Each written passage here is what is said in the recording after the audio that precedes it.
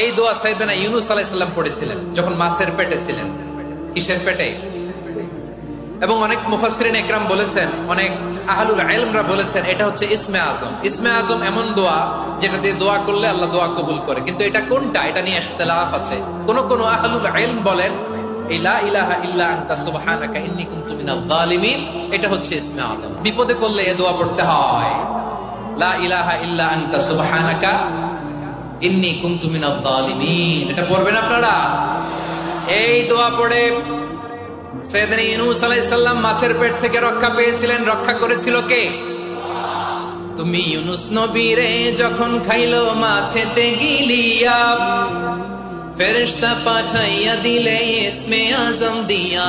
প্রাণে ছিল যাহার ভয় সেথা পাইল আশ্রয়, প্রাণে ছিল যাহার ভয় সেথা পাইল আশ্রয়।